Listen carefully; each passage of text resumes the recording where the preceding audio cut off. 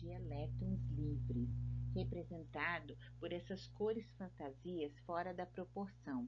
Então, vocês podem perceber que são formados cátions, eles estão muito próximos, muito interagido entre eles.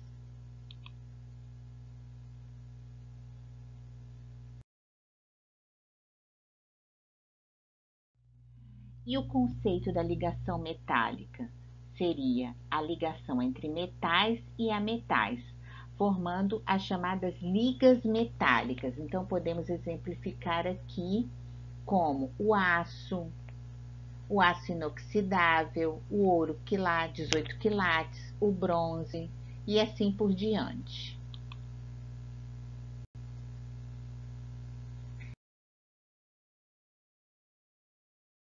As ligas metálicas, elas são misturas. Então, ela tem dois elementos que se interagem, que se unificam, e um deles é um metal. Por exemplo, nós temos o aço, tá? Que o principal metal é o ferro, sendo outros constituintes o carbono, o silício, o enxofre, o fósforo, o bronze, o cobre e o estanho. Então, ele tem uma propriedade resistente ao desgaste. Então, ele sendo muito usado na produção de sinos, medalhas, moedas e estátuas. Outro exemplo é o latão. O seu principal componente é o cobre e o zinco. Ele tem alta flexibilidade, então ele pode ser usado em instrumentos musicais, produção de tubos, armas, torneiras. Outra liga metálica é o amalgama, que é usado para obturações nos dentes. Ele tem a cor parecida com a do dente. Então, ele tem prata, estanho, cobre e mercúrio. As características da ligação metálica. Então, a ligação metálica ocorre entre os metais. Então, eles possuem baixa eletronegatividade, quer dizer que eles não puxam elétrons para eles, porque a tendência é de perder elétrons. Da última camada, que vai se transformar em cátions.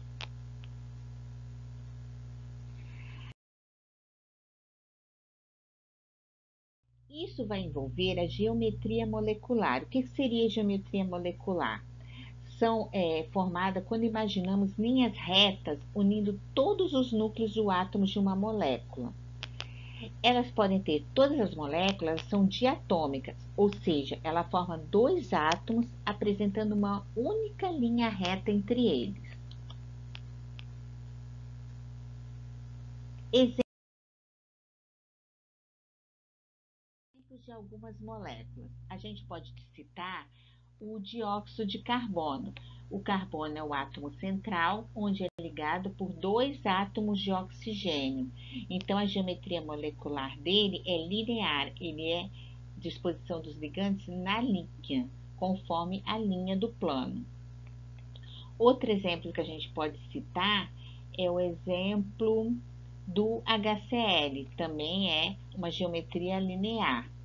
Temos a geometria da água, que é angular, tá? Em que tem o oxigênio é central, ele tem alta eletronegatividade, onde os dois hidrogênios compartilham os elétrons, possuindo um par de elétrons livres.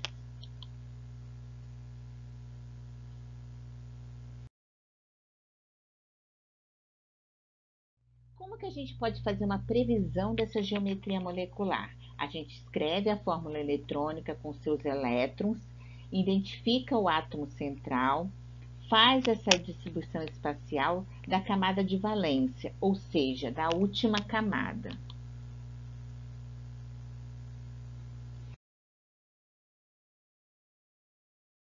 Para definir essa geometria, a gente tem que ver a distribuição especial dos átomos envolvidos. Por exemplo, o caso da água, ele tem um átomo de oxigênio e dois átomos de hidrogênio. O que vai acontecer? O oxigênio, ele é o central, ele puxa elétrons para ele, onde os hidrogênios vão participar dessa ligação e o oxigênio vai apresentar dois pares de elétrons livres.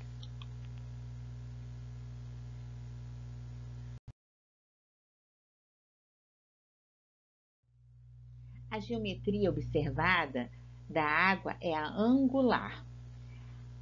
Quanto à polaridade das moléculas, vai influenciar também. Ela é identificada com os seguintes critérios: diferença de eletronegatividade dos átomos e a geometria molecular.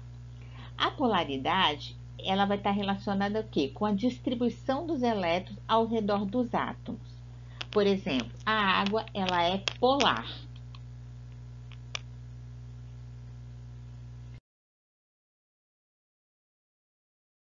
Classificação dessa polaridade. Ela pode ser polar ou apolar.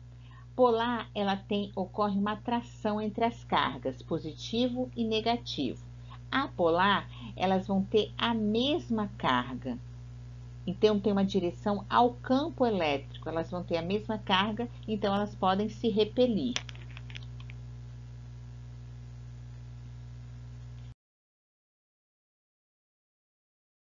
De maneira geral, dois fatores vão influenciar a polaridade: a eletronegatividade dos átomos e a geometria molecular.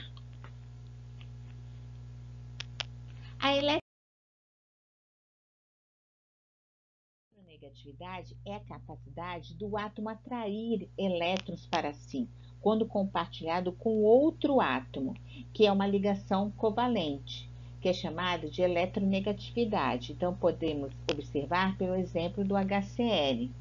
O cloro, ele tem alta eletronegatividade em relação ao hidrogênio, quando ele vai formar a ligação do cloreto de hidrogênio.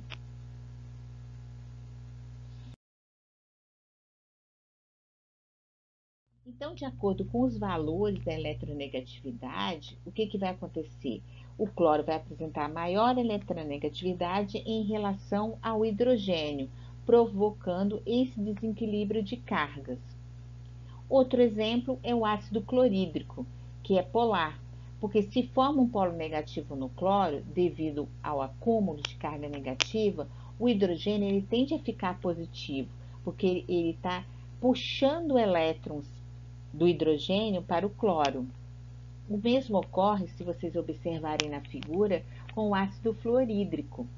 O ácido fluorídrico, o que vai acontecer?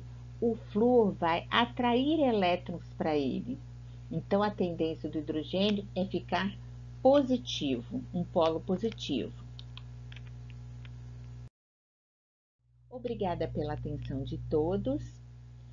Tenha ótimos estudos e se cuidem.